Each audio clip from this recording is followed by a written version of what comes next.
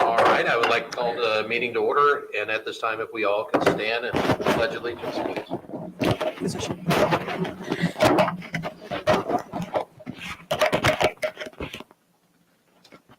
I pledge allegiance To the flag of the United States of America and to the republic for which it stands, one nation, under God, indivisible, with liberty and justice for all. Thank you. Can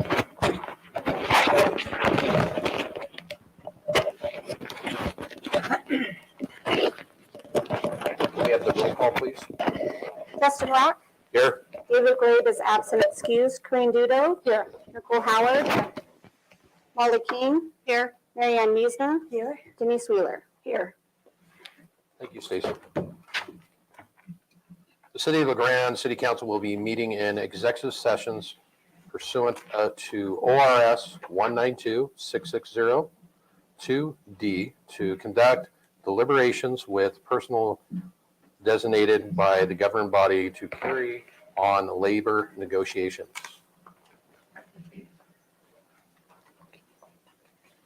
And with that, we will move on to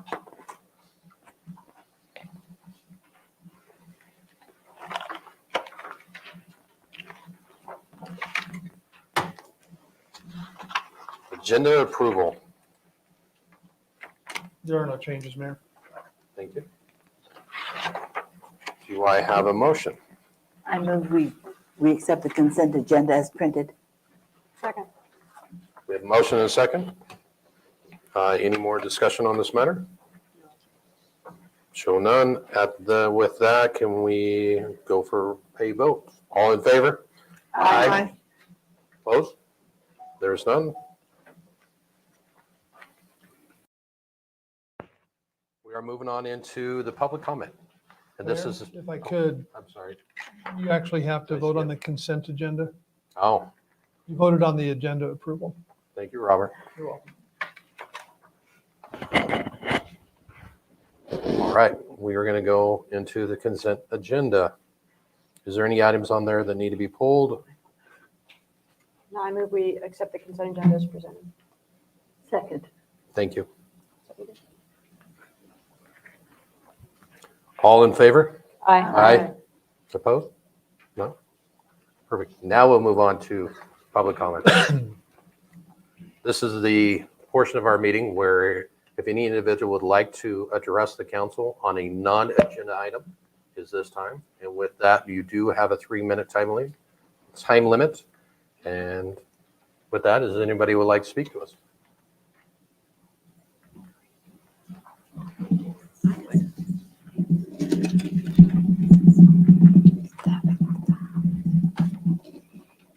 I saw all that, but this is.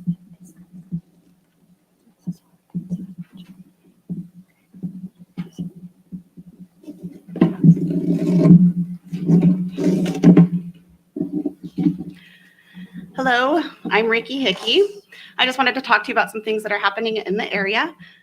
This Friday, Art Center East will be having their opening reception for artists Don Gray and Jessica Plattner. Both artists are known locally, nationally, and internationally. Jessica Plattner was a professor in the art department at EOU for about 10 years. She now lives and works in Alberta, Canada, and you can see her work at jessicaplattnerart.com. Don was born and raised in the Grande and lived for many years near Union. During the pandemic, he offered a number of his paintings for a benefit fundraiser. The sale of those paintings raised more than $10,000 for the Art Center. And you can check out his work at dongraystudio.com. Art Center East is also assisting the national organization American for the Arts in a year-long Arts and Economic Prosperity Survey. Art Center East could use volunteers of various ages and abilities to help with tasks such as flyer deliveries, phone calls, light janitorial duties, and some groundskeeping. The Eastern Oregon Film Festival Filmmakers Residency is underway. This small cohort of 6 filmmakers is designed to pull in artists that are working on projects that will benefit from being here in Eastern Oregon, getting to know our communities and our way of life. Each artist's project was selected based on a few factors, and one key factor was the likelihood that their projects would actually return and be set and filmed in Eastern Oregon. So that's 6 potential films to be made here. The film Breakup Season, which you know about, and No Stars Seasoned Actors, was just such a residency film. Breakup Season has already put thousands of dollars into our community, made lasting relationships here, and they still have one more shoot to complete within the next couple of months. Keep an eye out for acting opportunities as extras, as well as an investor opportunity to become co-producers of the film. Eastern Oregon Film Festival is also seeking volunteers for this year's film festival. You may sign up online. You can learn more about Breakup Season and Eastern Oregon Film Festival volunteer opportunities at eofilmfest.com. The LaGrande Arts Commission is working on adding more art downtown, and they have held 2 meetings to discuss some signal box wraps that schools in the LaGrande School District can possibly design for us. The Liberty Theater Foundation is working with engineers to put together a bid packet for their final stages of construction. The Art Deco design elements will harken back to pre-1930s and the theater's original design. Our next open house will be on June 2nd during the EOU Art Fest. However, if any of you or any audience members would like a tour individually, please do not hesitate to reach out to the board. We are also currently seeking other board members. And finally, the Optimist Club of LaGrande. You may have noticed at sporting events around town, the wonderful new and improved menu. It's fantastic. And if you haven't, go check it out during some sporting event. They are holding their youth fishing derby June 3rd from 9 a.m. to 3 p.m. at Morgan Lake. And there's more, but there's no more time. So just some happenings in the area. Thank you. Thank you.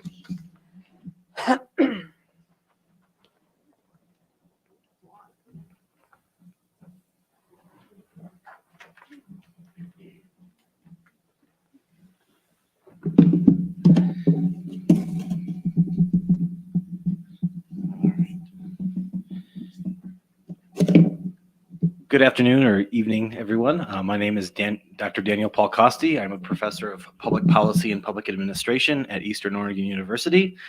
To my left, these young men and women are students in my democracy and public service class. In this class, for the first 5 weeks, we talk about what the role of a citizen is in democracy. In the last 5 weeks, we talk about what the role of a public servant is in democracy. And instead of just spending all the time lecturing, I think it's important for them to see public service leadership in action. So I just wanted to introduce us and why we're here. And I want to thank you all for your public service. In addition to that, I do want to put my citizen hat on for a second. I live on N and Cedar. And yesterday at around, I don't remember, early in the morning, my water went out. And my wife called and they said that it would be out all day long, and we never got a notification for that. However, luckily, 4 hours later, it went back on. So that was nice. However, I do have a toddler, and so that 4 hours was kind of not fun. For my wife, I went to work. So I just wanted to bring that to your attention. I don't know if there's a process by which you provide notifications, but I just wanted to put that on your radar that me and my neighbors were without water for 4 hours without a notification. All right. Thank you very much for your time. Thank you. Welcome.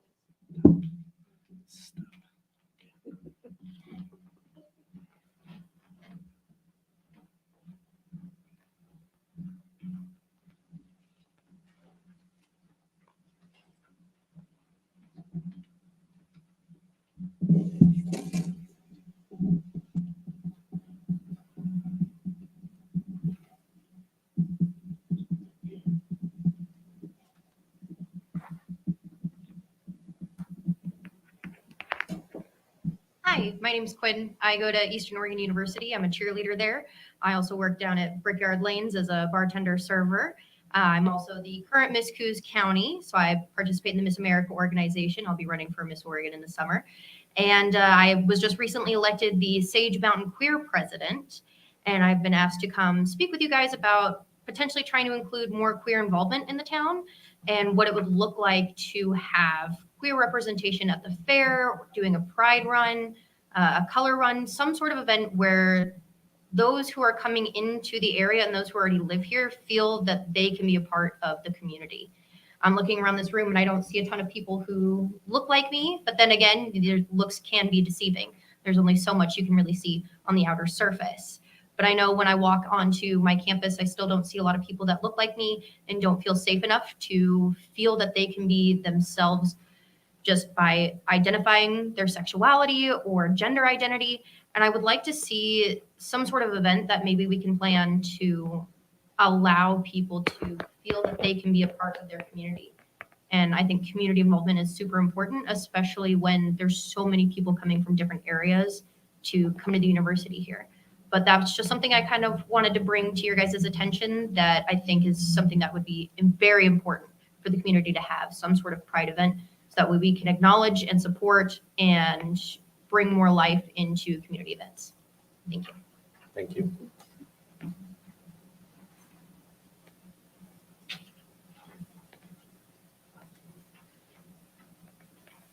Is there anybody else that would like to address the council? Showing none, we will move on to our public hearings.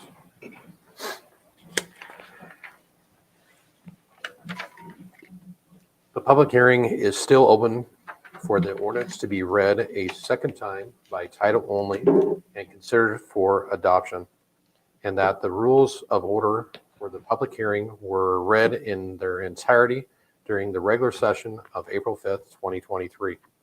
And with that, staff report, please. Thank you, Mr. Mayor, councilors. This council action form is the second reading for the closure of our sidewalk LID for the calendar year of 22. We've heard this for the past 2 meetings where we accepted the assessments for those who participated in the program, and last week was the first reading. There's no new news here, so I'm happy to answer any questions you had since our last discussion.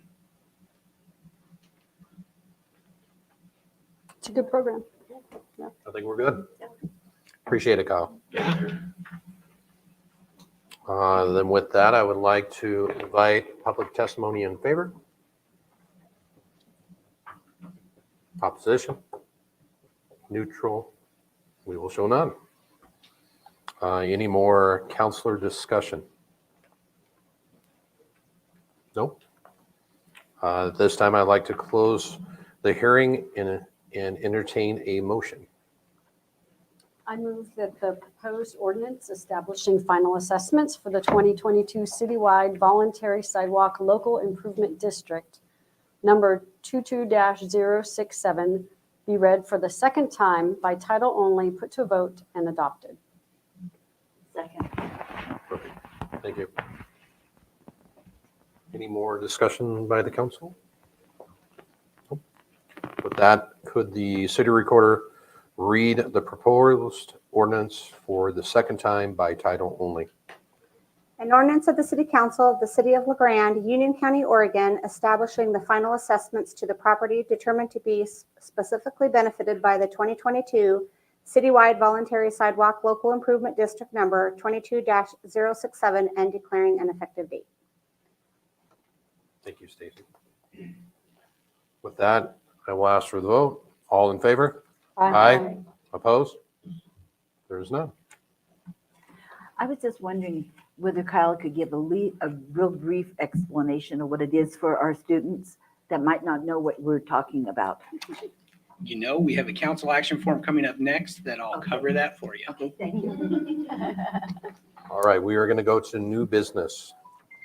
What we're going to be doing is considering establishing a citywide volunteer sidewalk local improvement district number 23-068. Staff report, please. Mr. Mayor, thank you, councilors. I am here to talk to you about an exciting program. So what we'd like to do is open up and consider a sidewalk local improvement district number 2368. This program is one that we have in place for any citizens who have any sidewalk improvements that need to be taken care of. This program offers a financing method and provides a contractor that the city pays, and then we provide assessments following in which the property owner can make payments on that to recover those improvements over the course of 10 years.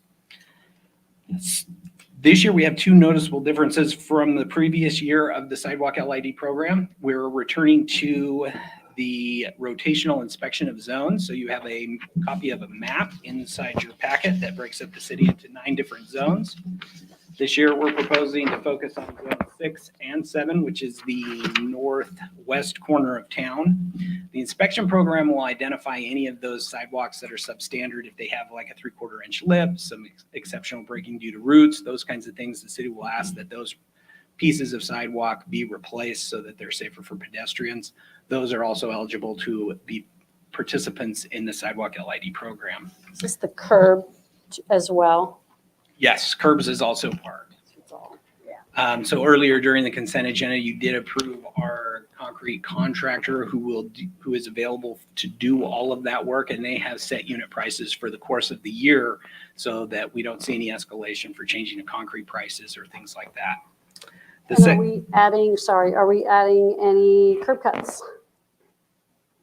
Different program. Okay, yeah, I like curb cuts. Second noticeable difference is in previous years, we've always just held the sidewalk LID to be during the calendar year. This year, we're proposing that if we don't get enough participation to run through the process of closing these can be kind of monotonous and consuming of staff time. So we're proposing that we have a total assessments of $25,000 and over. So what that would do is just keep the LID open until we hit that $25,000 mark, which makes it a little bit more palatable to do all of the work of the council action forms and everything like that. So other than that, be happy to answer any questions. So it could go several years until we hit that mark? Yeah, I think in the past and the most recent, we've seen about 2 years. That was when we weren't doing the inspections. I know that now that we're getting back into the inspections, generally we'll see 20 to 30,000 a year. So I wouldn't be surprised if we're still closing next year, but just having the ability to roll into the next year is advantageous for staff. And it's Public Works employees that go out and inspect and then make recommendations to repair. Correct. Yeah, Our so that's engineering our division. staff that does that, yeah. But does it also allow homeowners also to call and advise as well? in Correct, those yeah. areas? Anytime there's a homeowner who does work inside the right of way, they apply for what we call a right of way permit. Okay. Upon those, staff will go out and review their project and actually make the offer and let them know about the program so that they have those options open to them. So they could do it themselves or use this program to have that contractor do it. And is it Correct. also open to the other areas too, if they wish to? If somebody calls you in from number 1. Correct. Yeah. Another thing that we've found is a lot of times when we're doing roadway projects, we'll have some of the bordering properties who will want to participate just because the street's looking nicer. So they want to make their property a little nicer as well. Okay, thank you.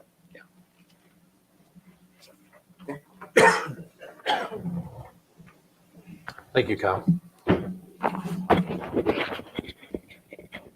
This time I'd like to invite public comments.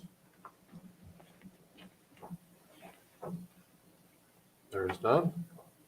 Any more councilor discussions? I think it's a great program. And with that, entertain a motion.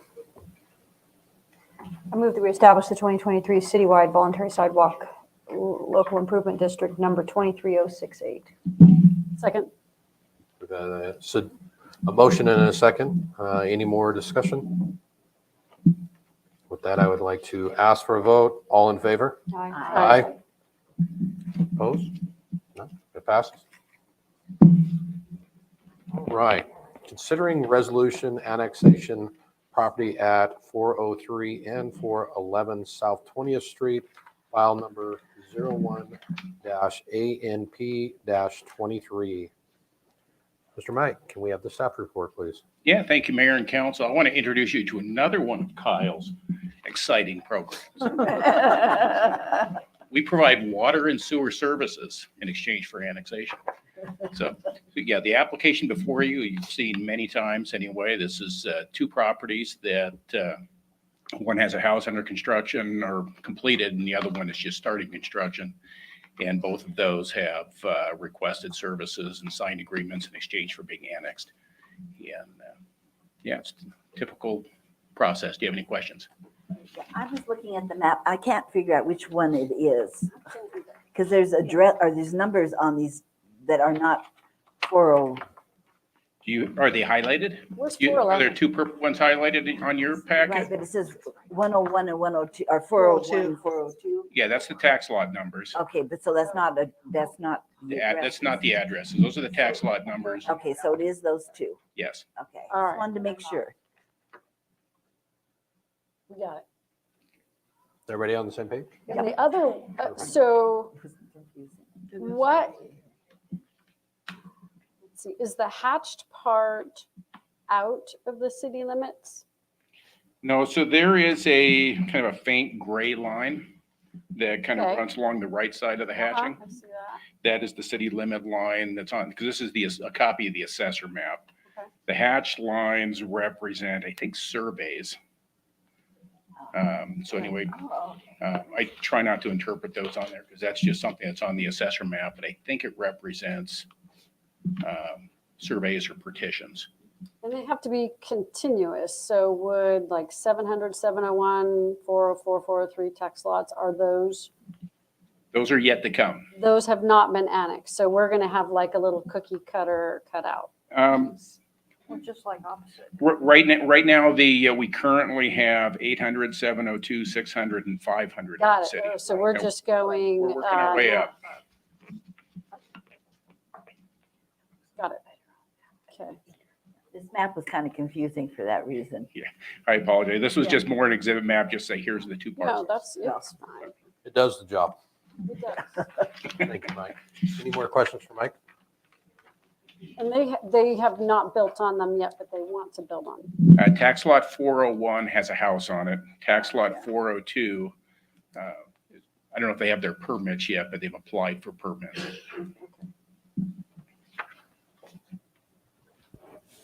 Any more questions for Mike? Thank you, Mike. Thank you. At this time, I'd like to invite public comments. There are none. Counselor discussion. Any more discussion needed? All right, entertain a motion. I move that the proposed resolution annexing properties located at 403 and 411 South 20th Street be read by title only, put to a vote and pass. Second. We have a motion and a second. Any more additional council discussion? Nope. At this time, if the city recorder could read the proposed resolution by title only. A resolution of the City Council of the City of LaGrande, Union County, Oregon, declaring certain territory annexed to the City of LaGrande, Union County, Oregon, specifically properties at 403 and 411 South 20th Street, Township 3 South, Range 38 East, Section 16B, tax lots 401 and 402. Thank you, Stacy. And with that, I will ask for the vote. All in favor? Aye. Opposed? No. Pass. All right. Considering resolution annexation property at 2502 Watson Street, file number 03-ANP-23. And with that, Mr. Mike? Yes, thank you. So this is a very similar application. This one is not new construction, but an existing house that they had a septic system that failed and needed city sewer. And so they came to Public Works and asked for sewer service in exchange for annexation. Do you have any questions?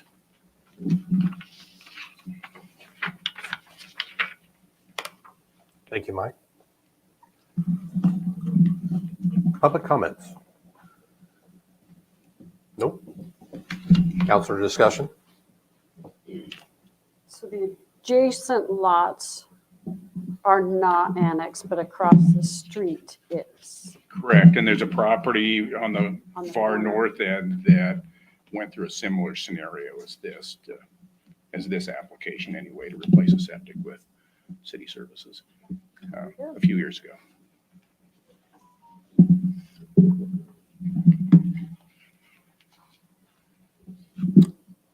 This time I entertain a motion.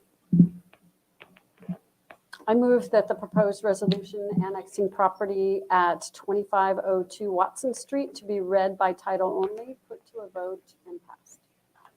Second. We have a motion and a second. Any more additional counselor discussion?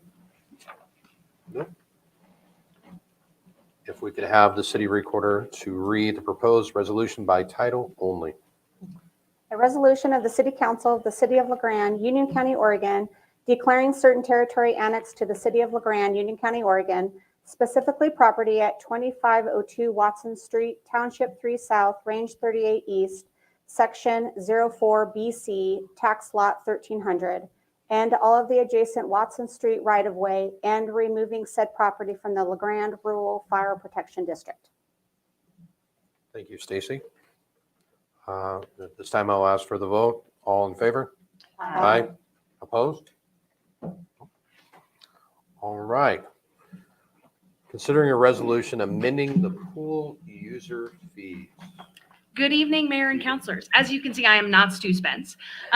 He is at a Riverside Playground meeting tonight. So I am Michaela Rollins, the Aquatics and Recreation Superintendent. And we are asking that you consider the resolution for amending pool users fees. These fees have not changed since 2016.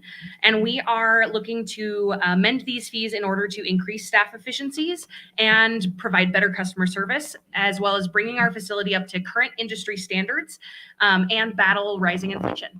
Does anybody have questions? I do. Yeah. Okay, so I was going through all the fees and so forth.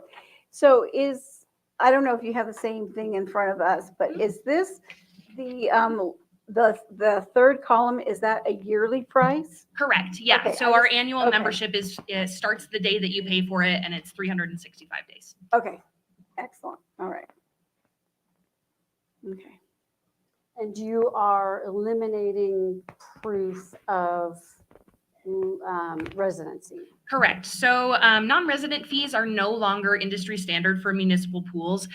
We have found that they are far less, the value of them after you factor in staff time to get them and all of the logistics, they just don't pencil out. So current industry standard is that we no longer charge non-resident rates. Because I guess the thought is that city residents pay more in property taxes and they are funding it.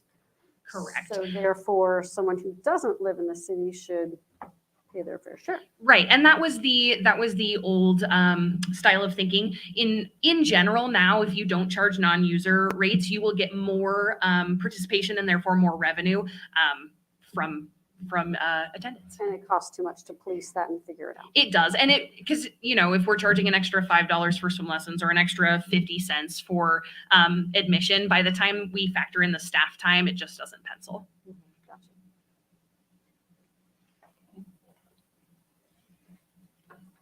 Is there any more questions for staff? Thank you. This time I'd like to invite public comments. There is none. Any more counselor discussion? I think it's time to raise the fees. I agree. 6 years. Prices are 7. going up everywhere, so we have That's to right, yeah. continue. I'm just glad we have a pool. Right.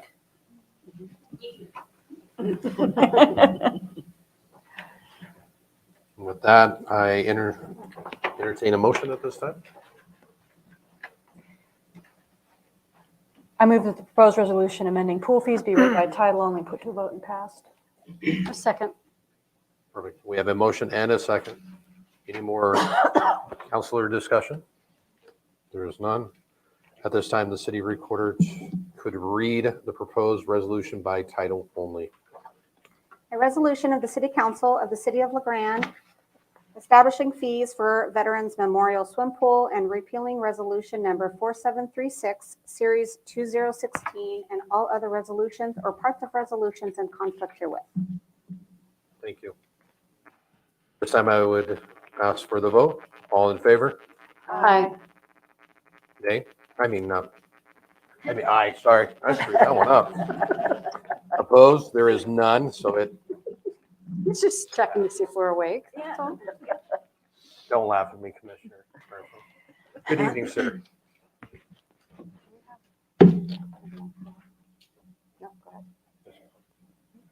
You ready? Yes, sir. Good evening, Mayor and councilors. I apologize for my absence last month. And City Manager Strobe said that he would like to, that you guys would like to have a response to the dog bite incident that happened. And I have before you the response from the Sheriff's Department. I'll bring it up to you guys.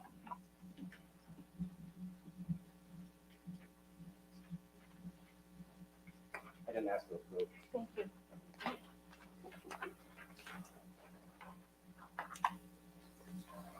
Thank you.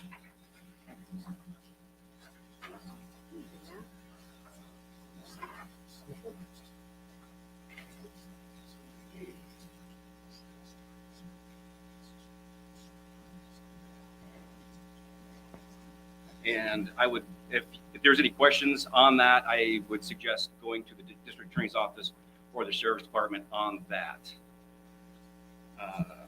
With that, I'll give you guys some time to read it.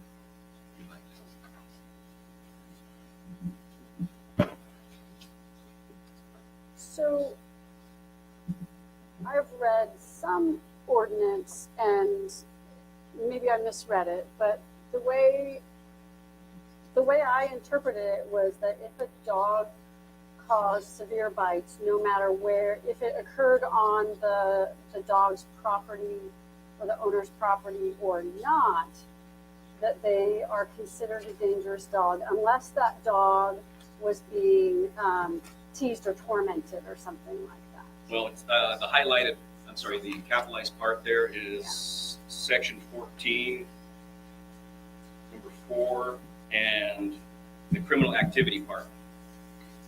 Like I said, the Sheriff's Department and the District Attorney's Office can probably answer these questions better than I can. Okay. But to that section 4, I'm sorry, section 14, number 4 says if there was a criminal act that has been committed, then the dog is not responsible. So they're saying so if that person was if trespassing. there was trespassing, that's a criminal act. What happens if she didn't know she was trespassing because there's no markings? That's why I would suggest Think that this the Sheriff's would- Department Yeah. or the District Attorney's Office could probably explain that better to you. Okay. I'm not a lawyer. I do think that area and those dogs at that household are very unsafe. We Yes. had a hospital employee chased last week. So that brings up my next point. I've been hearing a lot about the dog or dogs in that area. Yes. And I asked Deputy Kelly about reports on them, and there's been 0 reports. And So I've been encouraging people to report. if you don't call the reports in, the Sheriff's Department cannot do anything about it. Right, they have no idea. Yes. So Exactly. when I'm hearing the dogs have done this, dogs have done that, and I ask Deputy Kelly about the situations, there are none, according to her. So what I ask is if the dog is outside the boundaries, or it doesn't need to be this location, anywhere in the county. If dogs are running rampant, chasing you down, biting you, please call the Sheriff's Department. I have been encouraging the same because if they don't know, they can't Exactly. do anything about Exactly. it. Right, right. Okay. Thank you for bringing this to us. Yeah, thank you. I appreciate that. Like I said, I apologize for being on last month. While we're on the animal subject, you guys want to talk about feral cats? Please do. That's why I became a county commissioner, to talk about dogs and cats. This is exactly what I signed up for. So feral cats have been front page news for a while now. A lot of questions, a lot of rumors. Spoke with the animal shelter about this. It's roughly going to be about $250 per cat with the Cheaper than what the TNR program, which is Trap, Neuter, Release program. So it depends on male, female. That's just a rough estimate. And then hiring out to trap, and then the release, we have to hire somebody. And a lot of people are like, oh, we'll just $10,000 will clean up the problem. No, it's a lot bigger than that. And then you also run into the cons of this. We don't want the public to go, well, I'll just get some cats and wait for them to be TNR'd. And so we're afraid, the animal shelter's afraid that people won't come in with their cats to get them spayed and neutered. So So what happens if there were a citizen group like that voluntarily trapped and organized that? So the cost is with trapping them and then all the veterinary care and releasing them. So do you think if we got some excited citizens to at least organize some of that, would that reduce the cost? I'm looking at all options. Yeah, I've done a little cursory look at that.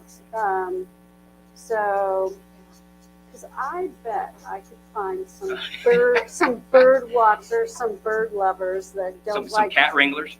that would wrangle cats because they harm birds. That yeah, I wonder if they.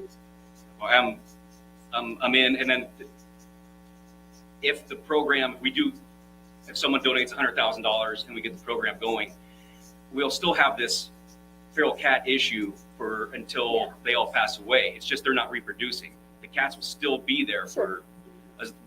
I hear they don't live as long being feral and not being house cats. So this is not the sooner the better, in my opinion. But I've heard of Colorado, New Mexico. I've read a couple studies. It's a Band-Aid. It's not a fix, and the state does not recognize feral cats. No one will take them on.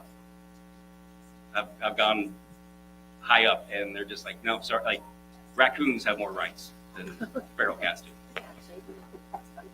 Yeah. So, hey, anything Yeah. you want to? Yeah. Can I ask two questions? One is that the cost seems really high to me. I did a little poking around and $25, $50 maybe. I don't know where 250 comes from. Even in small communities, I saw 50 to 75.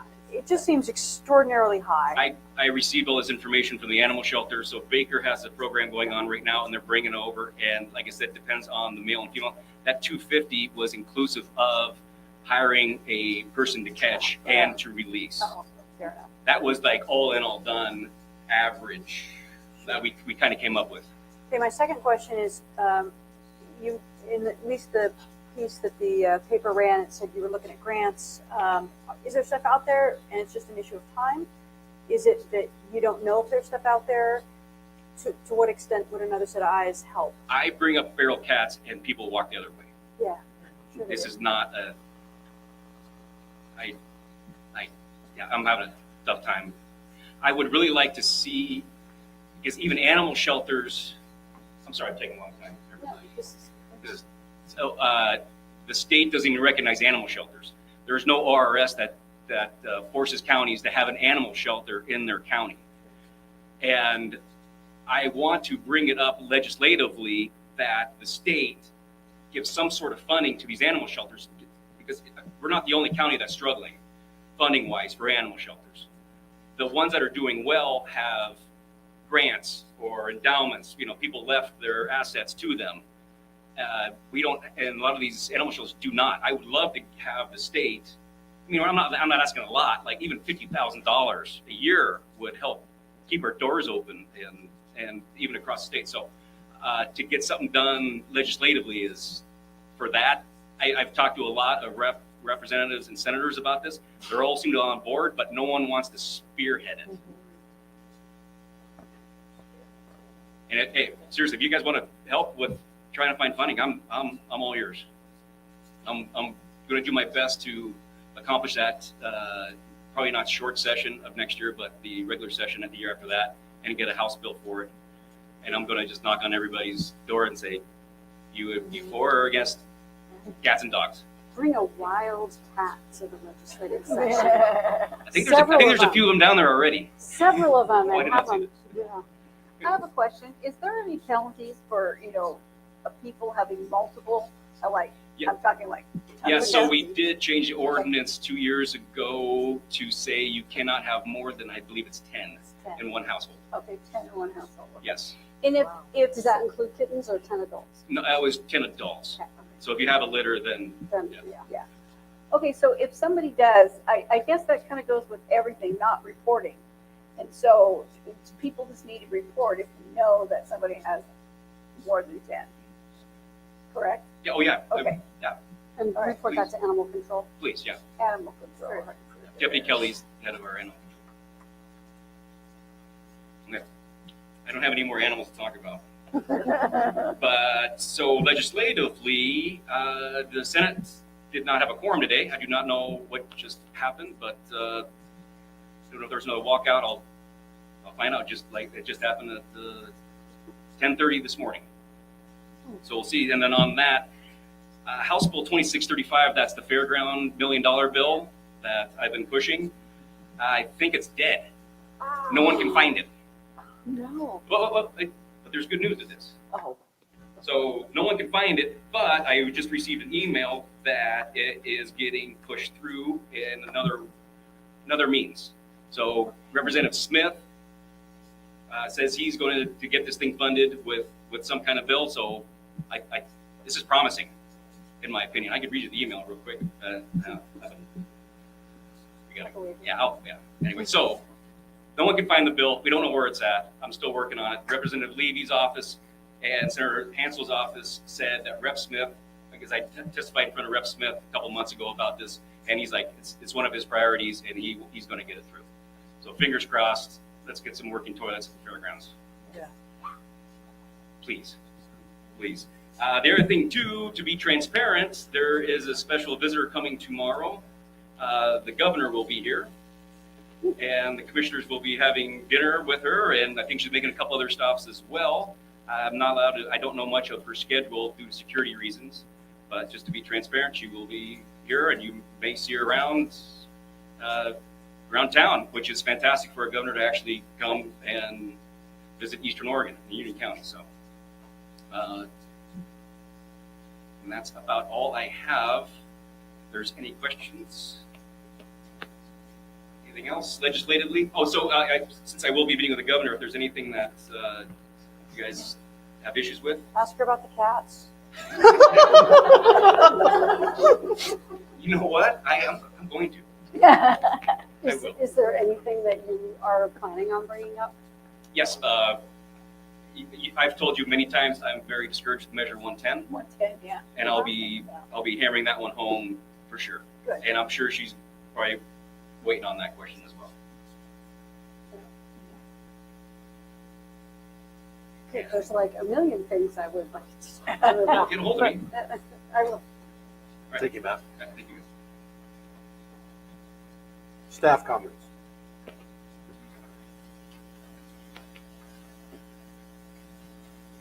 Good evening, Mr. Mayor, councilors. I'm Gary Bell, the chief of police here in Grande.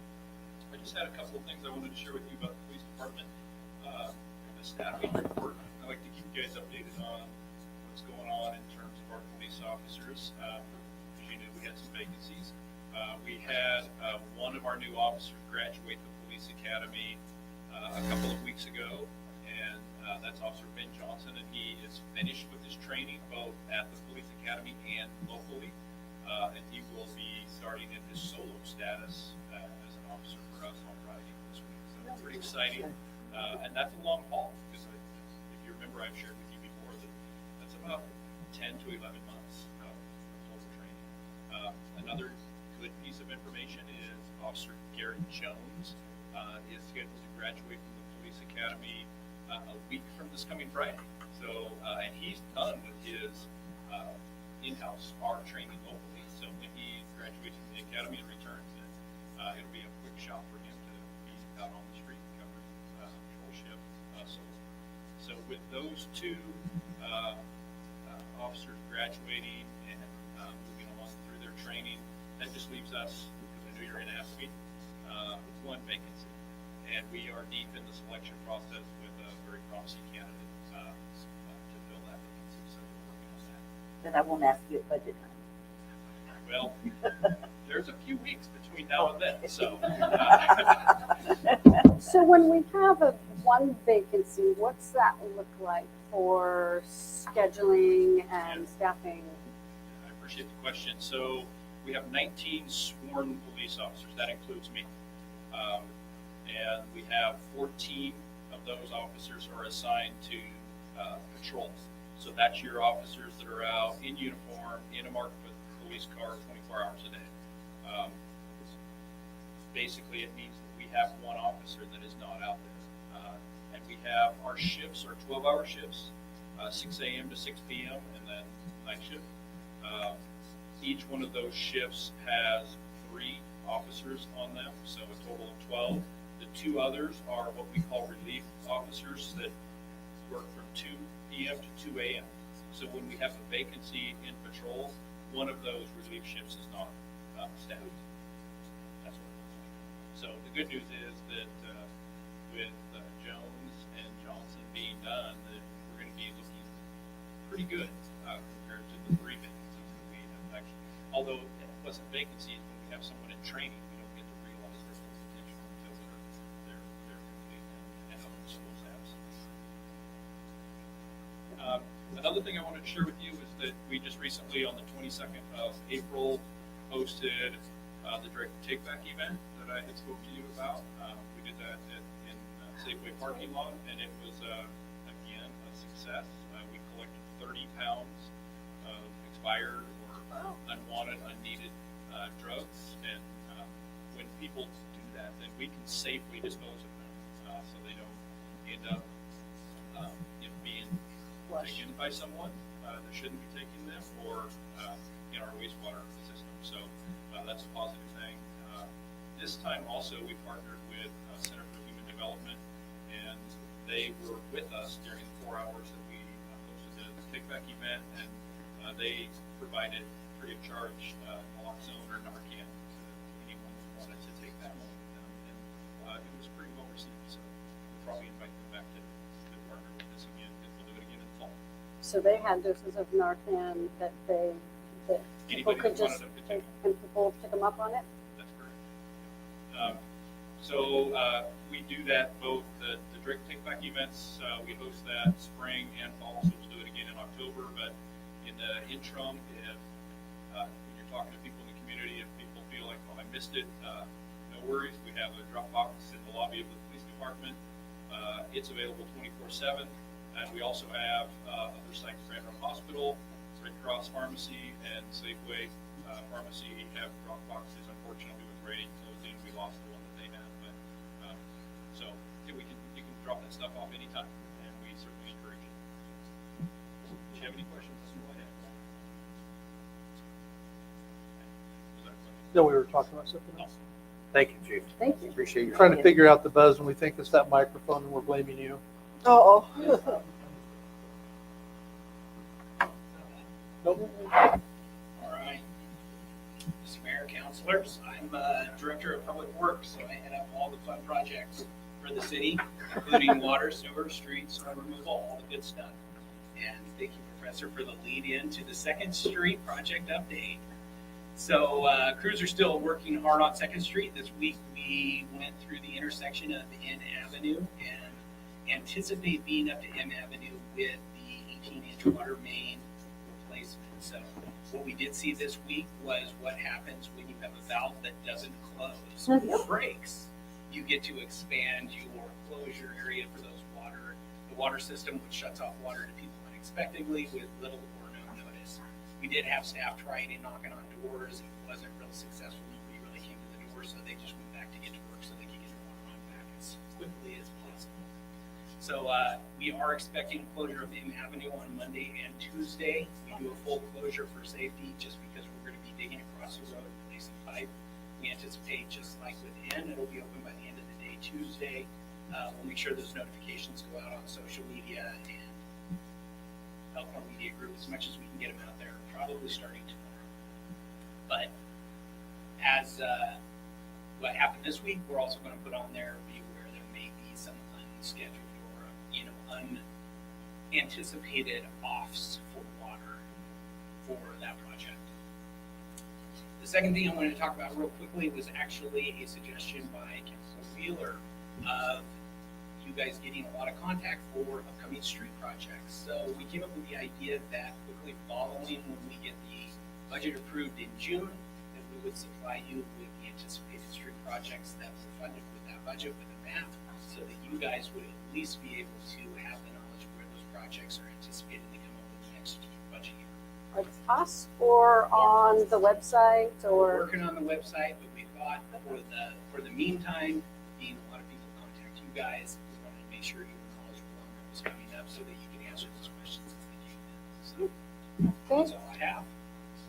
Thank you, Kyle. Thank you.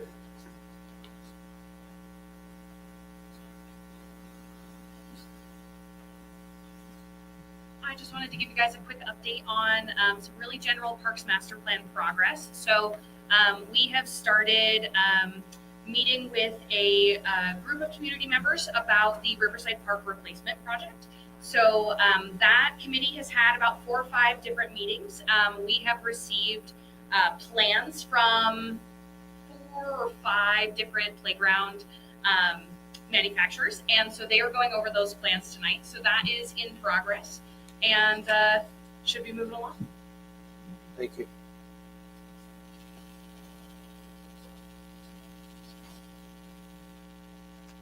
Any more staff comments? City manager. Thank you, Mayor, members of the council. Just a couple of reminders. The Main Street annual report and the tourism program of work and budget request work session is a combined work session on Monday night. I think you've actually had the packet on that one for a few days.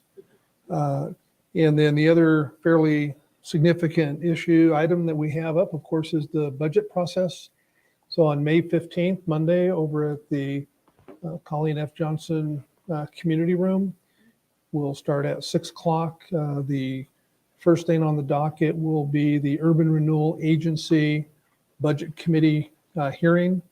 The intent is to present the Urban Renewal budget to the Budget Committee for approval. They will act that evening. Public comments on urban renewal will be taken that evening.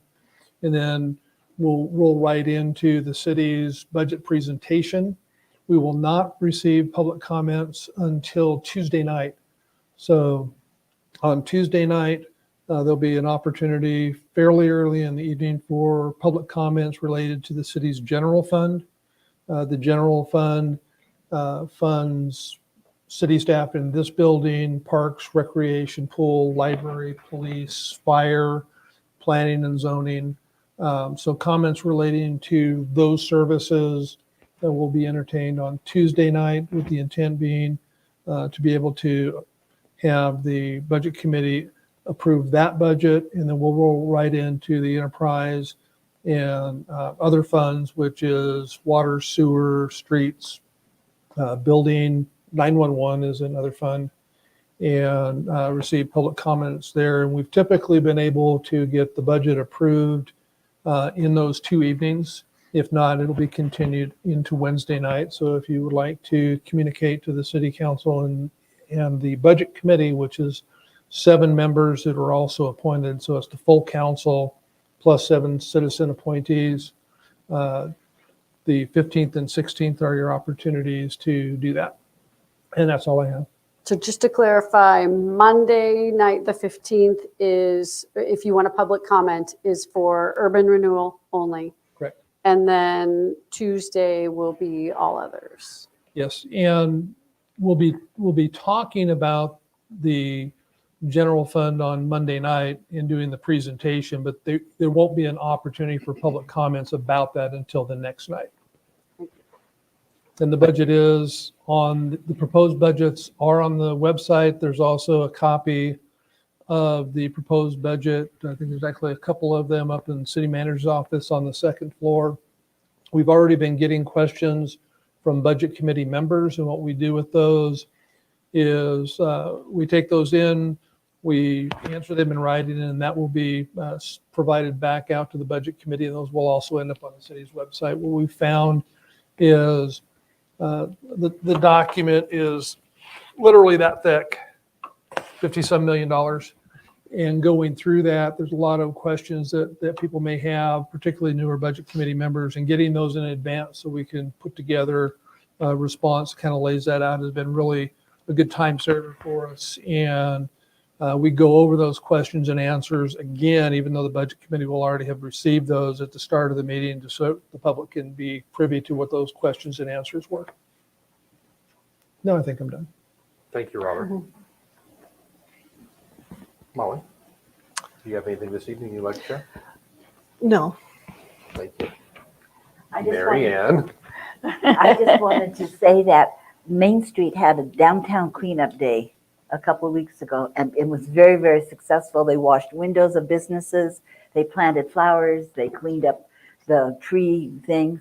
I wasn't in town, so I didn't have to do it, but I know conveniently. But anyway, it was very successful. They had the football team out there who helped, and they had a lot of people, and they were doing it in conjunction with Rotary, I believe. Thank you, Mary Ann. Denise, No. thank you. I have two things. One, responding to David Glabe's request, I asked the the Public Works Director of the county, and the airport is putting in a self-service fuel station. So that'll be good because people can fly in, and if they get in after hours, they can fuel and take off the next day, that sort of thing. And then the other thing is city tree planting is Saturday. So if you want to join us, it's actually kind of fun, and it won't be raining like it was last time, which was nice. So, I think that's a good project. So it's easy to do, good way to contribute. You can look and say, I planted that tree, and yep, that's all. Perfect, thank you. Mr. Cole's good. The only thing I have is I was very fortunate the other day to go out with Parks and Recs and get to watch. We were supposed to have the 4th and 5th graders, but unfortunately only the 4th graders got to go out, and they got to plant trees, learn a little bit about Arbor Day. I got to give my speech to the kids, and by far that was the most fun speech I ever got to do, because of course I don't have angry people looking at me. And with that, that'll be it for me. And at this time, we are going to recess to executive session. So we will be back, but we do have to go and spend a little time working on something. 15 to 20 minutes when we talk about labor negotiations.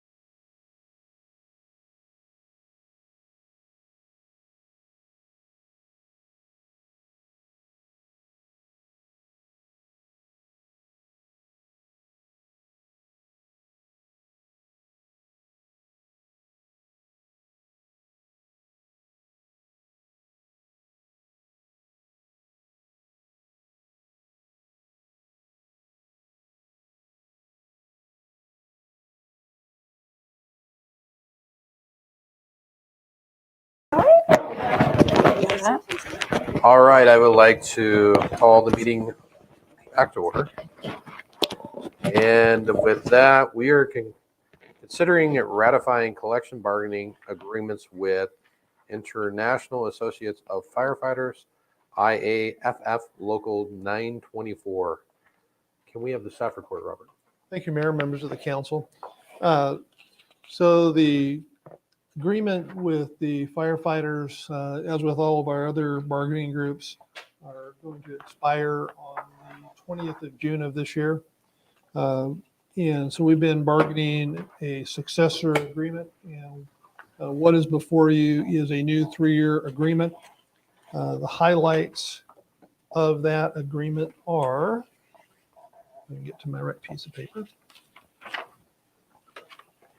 So there's some language changes, many of them procedural, but a couple that I did want to touch on. One is we had already changed the response distance to allow for 100 road miles from the department in an effort to encourage perhaps folks that live within that radius to consider coming and working for us as a firefighter or firefighter paramedic. And we're already seeing some results from that. And so we've just codified that into the new bargaining agreement.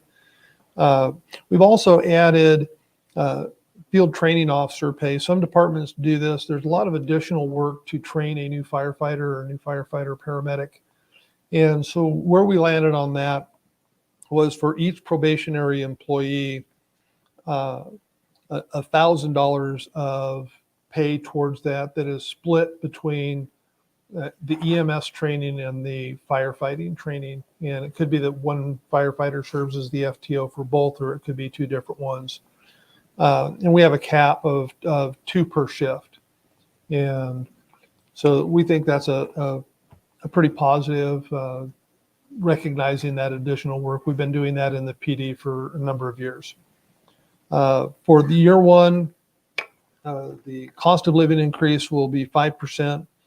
And again, we're moving to that new salary structure. So they'll receive a 5% COLA based on their June 20th wage. And then we slide them into a pay scale at an appropriate step. And then over the next 2 years, they will receive a COLA in June. And then in September of year 2, we'll do a grade move for them. In year 3, we're actually doing the COLA and the grade move at the same time in June, so that at the end of this 3-year contract, we've moved them from where they currently are 3 grade levels, which we view as the target market for these firefighters. And this was the work that we did with HR Answers on taking a look at the market. And we've known for a long time that we've been behind with fire. This is the group that I think is the farthest behind. And this really goes a long way towards doing that. And we've had quite a bit of a challenge with recruiting and retaining firefighters. And sometimes it's because they have family over on the coast that they want to move closer to. Sometimes we lose them to a larger department. And one of the other language changes that we made, it was kind of a collaborative effort between us and the bargaining group, was to count towards the senior firefighter status. I think it's up to 4 years of experience with a like-sized department.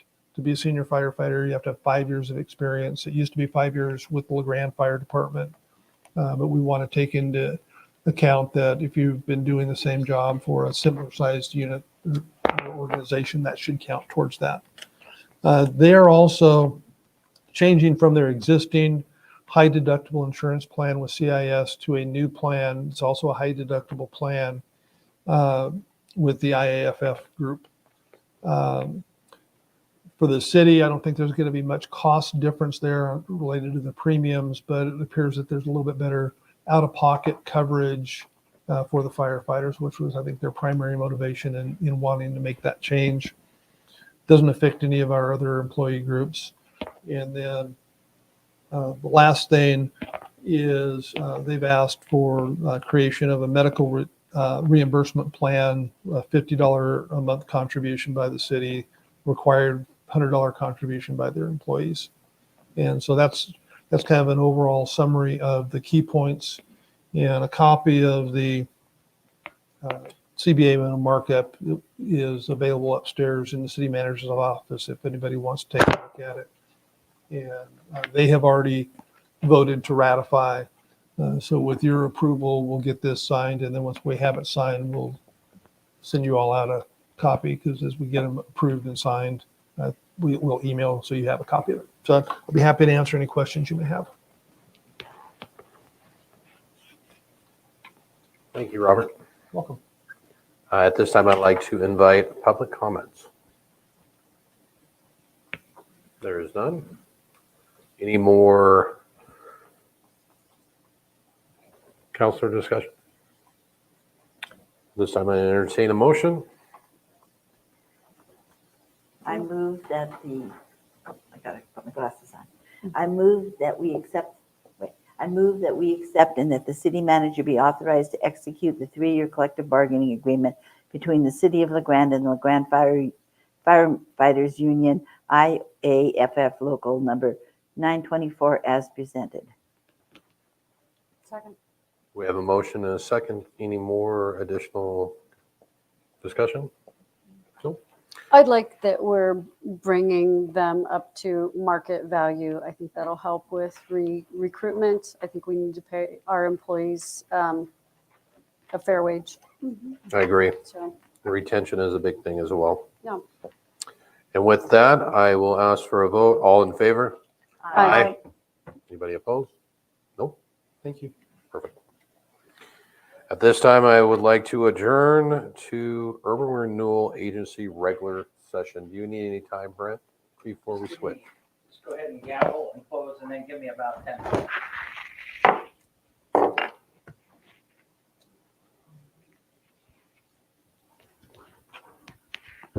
We good? Okay. I would like to call to order the Urban Renewal Agency regular session. And with that, Stacy, can we have a roll call, please? Justin Rock, Here. David Glabe is absent excused. Corinne Dudo. Here. Nicole Howard. Here. Molly King. Here. Marianne Meisner. Here. Denise Wheeler. Here. Thank you. The Urban Renewal Agency will meet in a executive session pursuant to ORS 192.6602H to consider with counsel concerning the legal rights and duties of a public body with regard to current litigations and litigations likely to be filed. With that, then we're going to move on to consent agenda.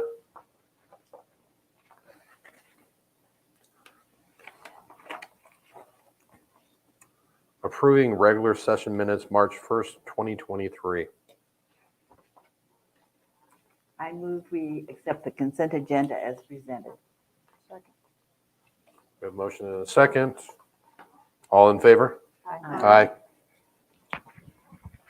At this time is the point of the meeting where the public, if there is anything for the Urban Renewal Agency that is not on the agenda that you would like to discuss, this is the time. I see none. We have public hearings, none. Unfinished business, none. New business.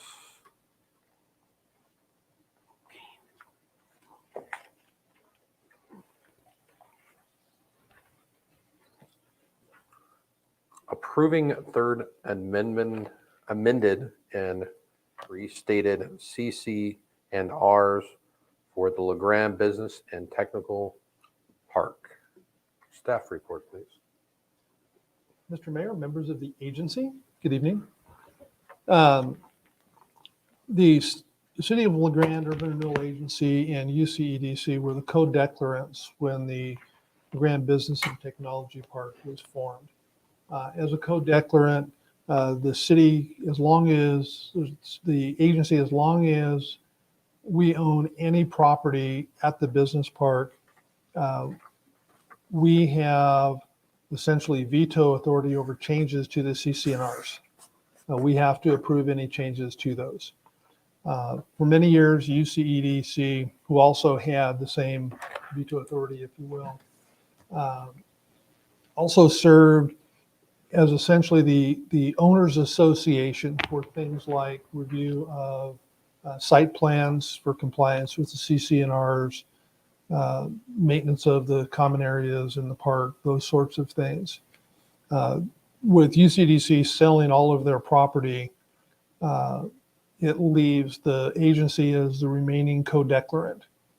And that necessitated changes to the CCNRs. And we could have done a couple of things. One of the things would have been to actually formally form that owners association, have owners out there that participate. You know, many of you are familiar with an HOA board.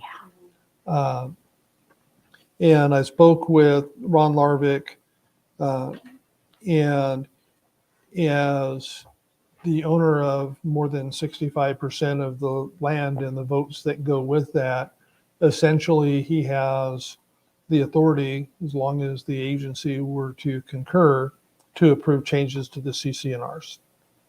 And so what we did was we worked on a new set that removes UCEDC, identifies the agency as the remaining co-declarant. Kind of a interesting way we phrased that, and gave the agency the authority to act much as UCDC had done for the administration of the Owners Association. And I would anticipate we would do that up until the point that we no longer own any property. There's a potential that we could want to continue to do that, but that would be a question for the agency once we get to the point where we've sold all of our remaining lots. There's a companion item with this, which is the next agenda item, which contemplates appointing the URAC and myself as the voting members of the Property Review Committee. Site, it's an architectural review committee. We do have one application for a site plan approval that just came in for one of the lots that we sold. So we do need to appoint that committee as well, which we'll talk about in a little bit more detail. But the city attorney has reviewed these and worked with me on them in terms of the language. And so Ron has already signed on behalf of the ownership. And if the agency approves these, they will become effective. We will record these, and then we can talk about what we do with the site review committee when we get to that next agenda item. Be happy to answer whatever questions you may How have. many properties do we still own? Is it 3? I believe it's. Okay.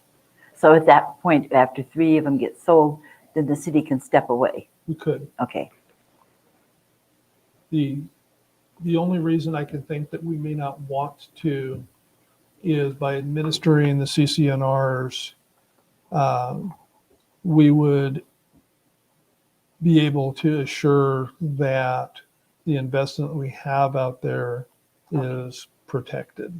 That would be a reason to continue to do that, perhaps until such time as the sale of the lots reaches that point where there are enough owners out there that they could take that on. Because you as it stands right now, you essentially have one person that has control over the vast majority of the properties, but not really in a position to serve as the association.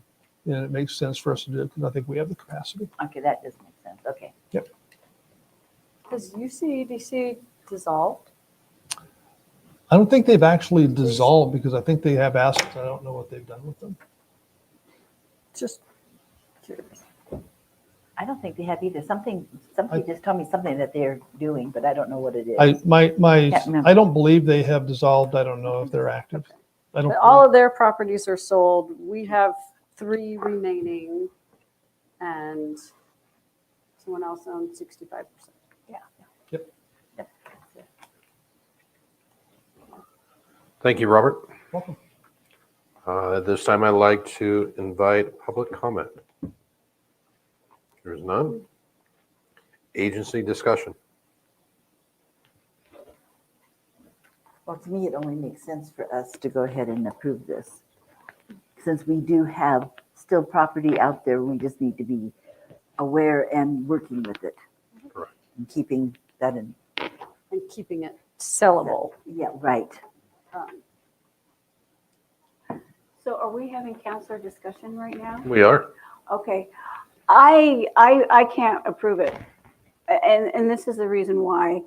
I read this whole thing from page to page, and it is like an HOA, like you're saying.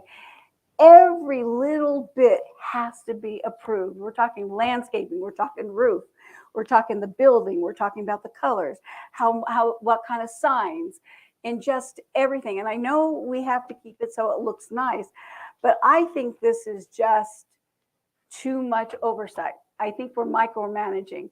That's my personal opinion. And I think also that's probably why it hasn't flourished, I think, the way that we anticipated, is because we have so many limitations.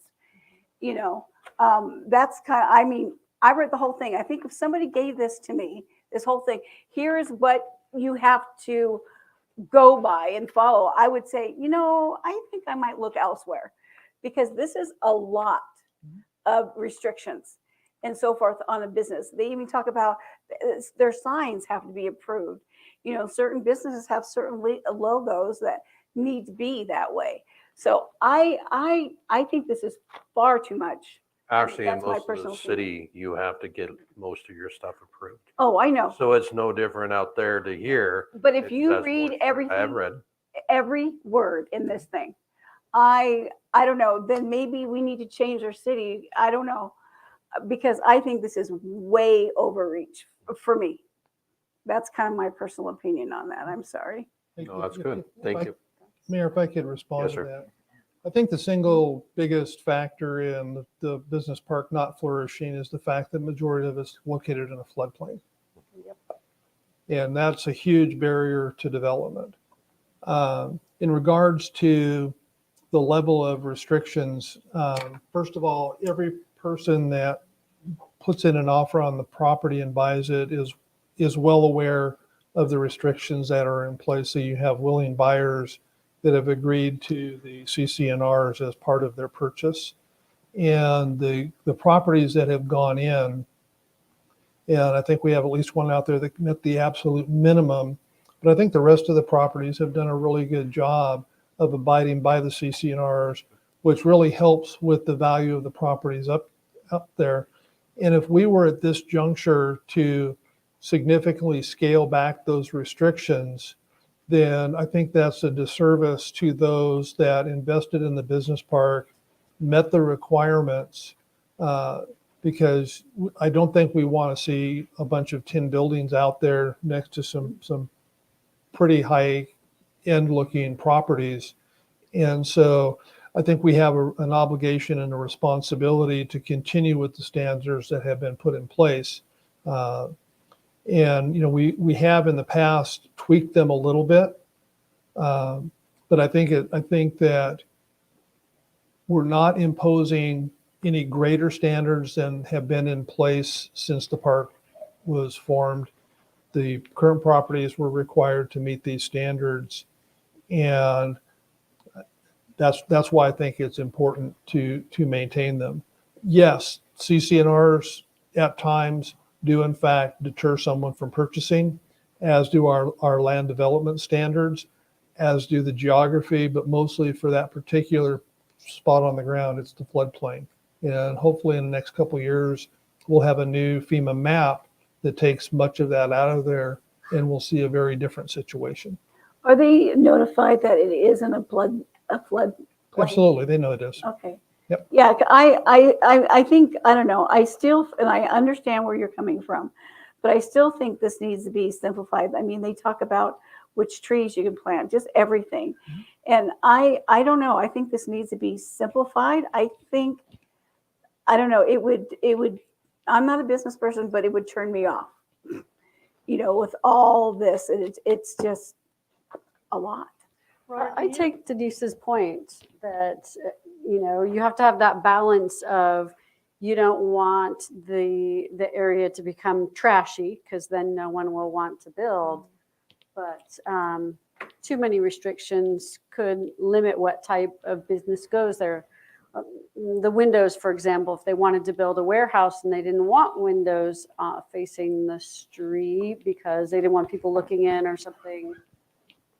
I don't know. It's something to consider. Could you, Robert, explain to me, you said that you sometimes do some tweaks on it? What do you mean by that? Is that like for the individual person coming in? No, we've modified the CCNRs a couple of times in the past.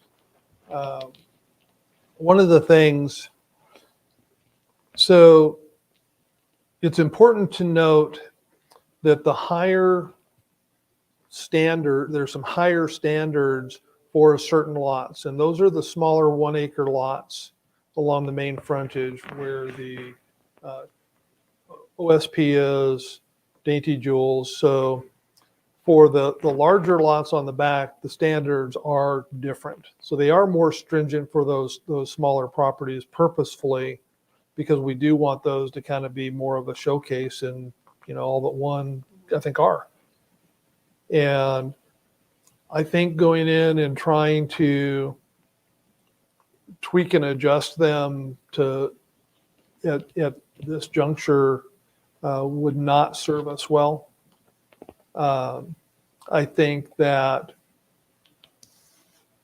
when we have someone who has invested a significant amount of money to secure over 60% of the properties out there, who has reviewed these and agreed to the change and has the votes to do it, absent a veto from us, I think we need to respect that.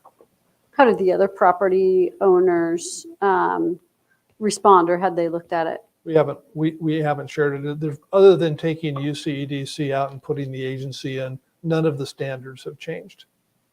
So they all went in knowing exactly what those standards are. Absolutely. And they signed the contract Absolutely. with that, yeah. But we're still kind of at a standstill. We've had the 3 properties here for a while. Well, keep in mind, we had offers on 2 of the properties that we accepted, and then they withdrew. And so Do you then know why they withdrew? The timing for due diligence, and we've had active interest in the park. I think that one of the significant barriers remains the floodplain issue.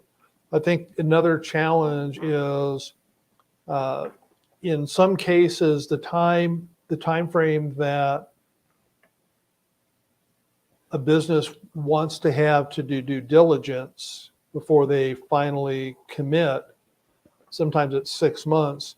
I think that has been a little bit of a challenge out there before. Can we change that piece? That's really between the seller and the buyer. I can't change that for Larvick properties. But if someone Sure. comes in with, Wanting a city property. if someone comes in and wants city property and they want 6 months of due diligence, that's something that we would have the ability to do. And the negotiation there is, are they willing to put up any non-refundable earnest money as part of that, and how would that look? Okay. And we've been very generous with working with the ones that have come in. I We know have. that in the past. Yeah. I'm flexible. At this time, I would like to entertain a motion. I move that the agency approve and authorize the mayor to sign the third amended and restated declaration of covenants, conditions, and restrictions, La Grande Business and Technology Park as presented. Second. We have a motion and a second. Any more discussion before we vote? With that, I would like to ask for a vote. All in favor? Aye. Aye. Opposed? Nay. Thank you. Thank you. All right, we're going to move on to 7B. Appoint members of the Site Plan and Agricultural Review Committee for the La Grande Business and Technology Park. Mr. Robert. Thank you, Mr. Mayor, members of the agency.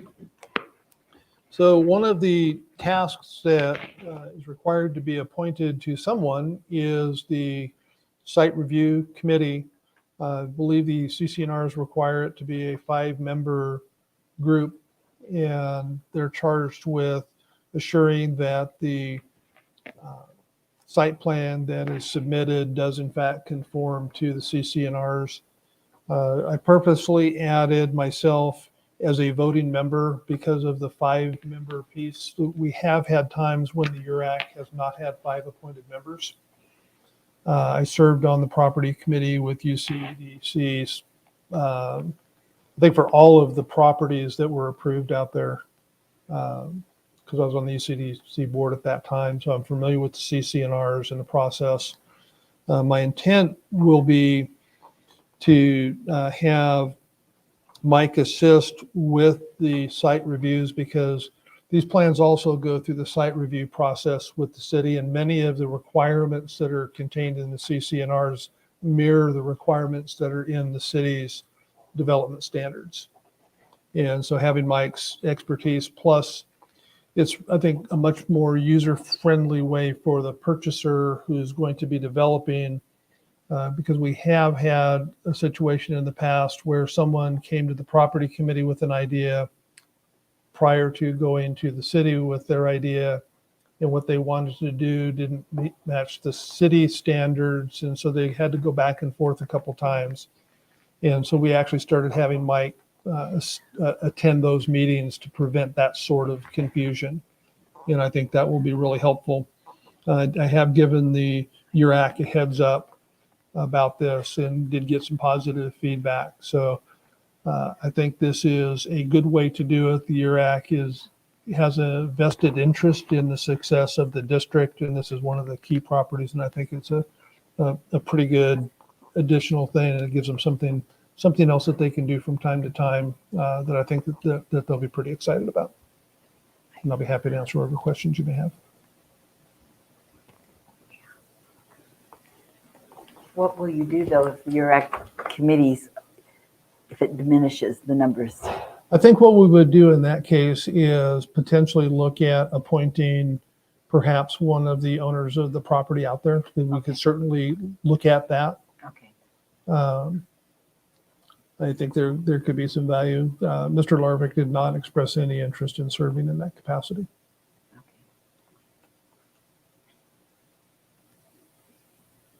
Any more questions for Robert? This time I'd like to invite public comments. There is none. Agency discussion. I think that's a good way to do that. So, yeah.